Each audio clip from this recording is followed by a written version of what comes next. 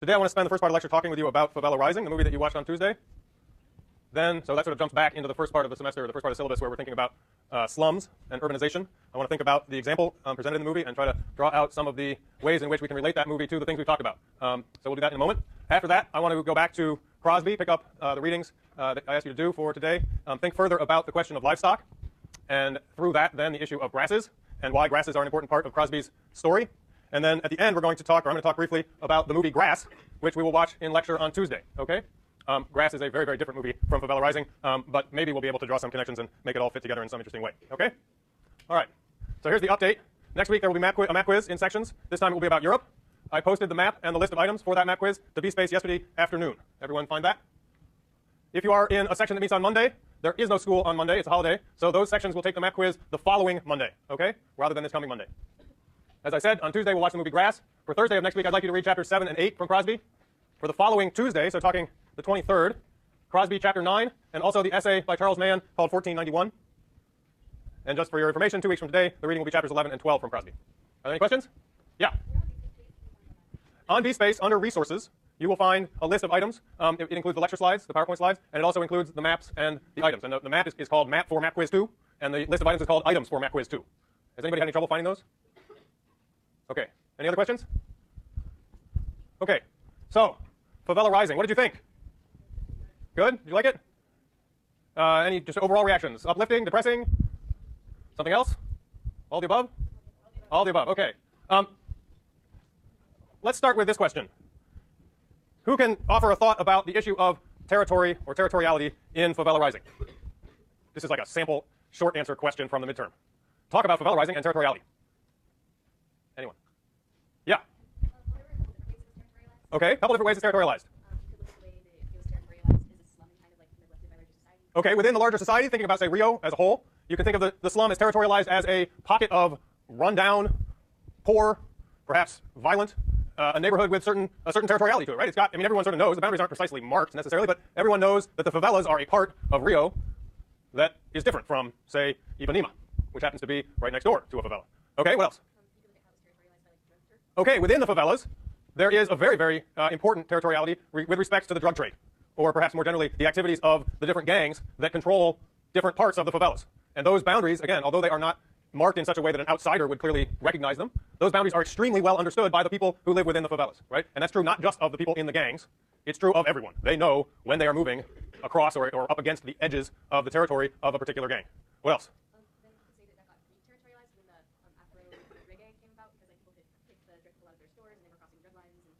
Okay, very good. The story of Afro reggae and the music that they played and the activities that they put on or encouraged is a very good example of re-territorializing the favelas, right? Which isn't to say that it completely rendered meaningless the boundaries between the gangs, but it asserted a different kind of territoriality, and it enabled certain things to happen that otherwise weren't happening, right? It enabled people to move across those lines or contest those lines in different ways, right? And again, this isn't just true of the people directly involved with it. This is also true of the shopkeeper, the woman with the restaurant, who suddenly feels emboldened to, what? Prevent or enforce different kinds of rules about who is going to sit in her restaurant. And that is related in some way to the activities of Afro reggae. Any other thoughts about territoriality in Favela Rising? Everyone's just going to use those answers? I guess we won't ask that question. What about the police? What's the territoriality that the police represent or enforce? What about violence? Yeah.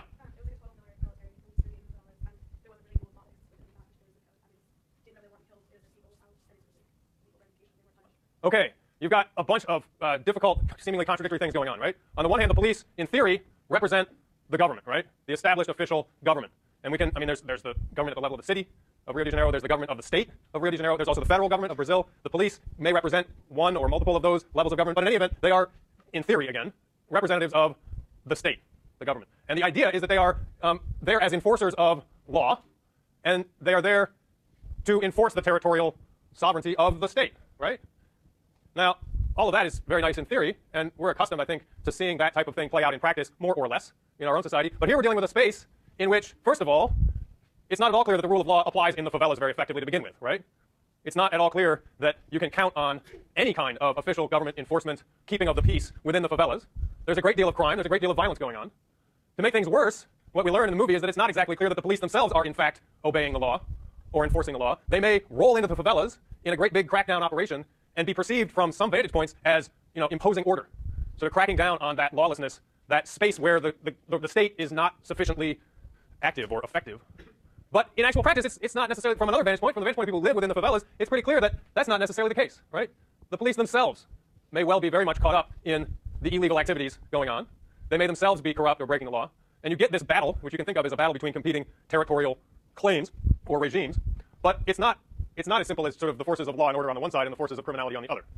It's also not clear that the police even really understand the territoriality as seen from the position of the people who live there, right? I mean, they probably struggle to understand exactly what the shifting boundaries are between the different gangs and their territories, right? And they may swoop in thinking that it's all one big lawless, chaotic mess and they should just, exert force. But meanwhile, there are all kinds of things going on within those different neighborhoods that complicate their efforts, right? So what about violence? You've got it on both sides, right? What's it doing? Is the violence of the police effective in squelching the lawless violence or the unauthorized violence going on? Yeah. It almost has the opposite effect.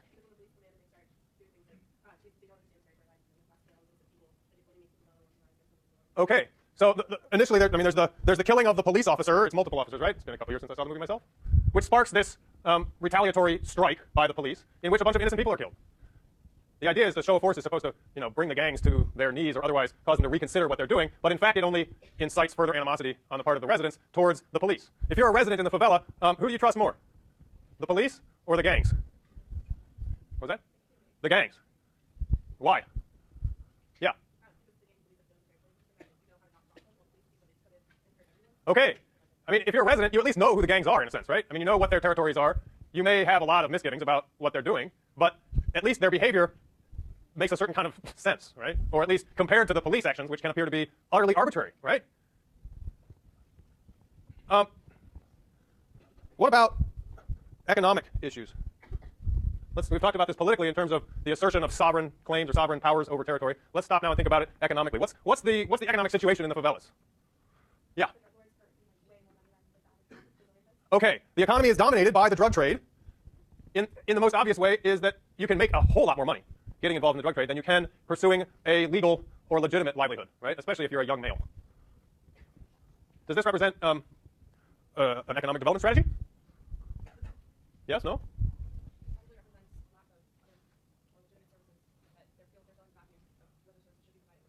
Okay.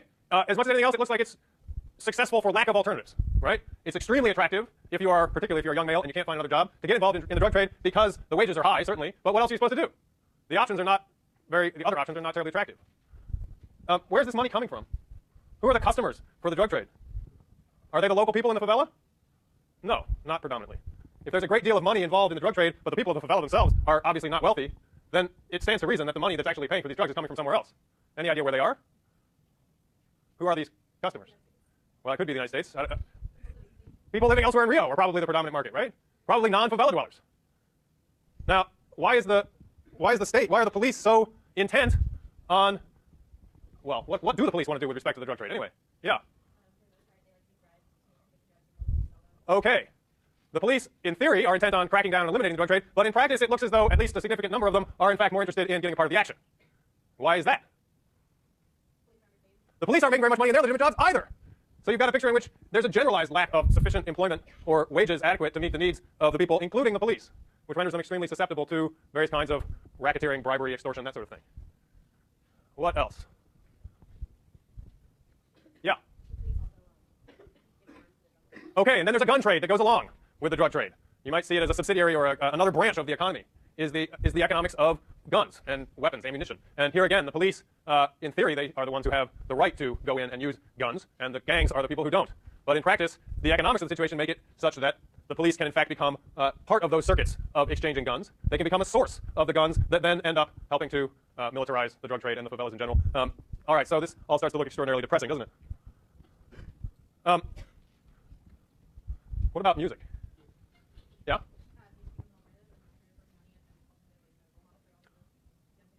Okay, music becomes an alternative in a bunch of different ways at the same time, right? It's an alternative way to make a living. It's an alternative way to spend time. It's an alternative way of providing education. It has, why do you think this is? Why do you think, I mean, could you have done this with any other kind of activity? I mean, what if you had suggested that you wanted to do this with, I don't know, some kind of like water polo Why not skeet shooting? Yeah. It's, pardon me? Okay. Okay, it's accessible. It's something that the folks in the favela can do. Yeah. Okay, it's extremely open in its participation, or it can be an activity shared among a kind of unlimited number of people. Yeah. It's a great way of expressing things, expressing ideas, expressing feelings. It ties into a lot of what would we call them? Deep-seated cultural associations or identifications, right? What kind of music is this? Afro reggae. Where does it come from? Anybody know? Yeah. Okay. It mixes, in this case, African rhythms, which have come. I mean, how have they ended up in Brazil? Well, the slave trade. So you have, and this, we'll talk more about this later in the semester, believe it or not, the movement of certain kinds of cultural or musical forms and rhythms and instruments, and the ways in which they traveled to the New World with the slaves, and in many ways later traveled back again. In any case, the movement, I mean, reggae we identify with Jamaica, but it's extremely popular and prevalent around the world at this point. There's a way of tapping into musical tastes that the folks in the favela obviously have, but may or may not have a sort of conscious sense of why they have them. I mean, how do you get a taste in music? What other examples of this kind of mixture of African and Brazilian cultural forms comes up in the movie? Yeah. Pardon? Say again? Dancing is part of this as well. There's a very important component of it having to do with dancing. Yeah. Capoeira. Everyone know what capoeira is? Talk about capoeira and its role in the movie for me.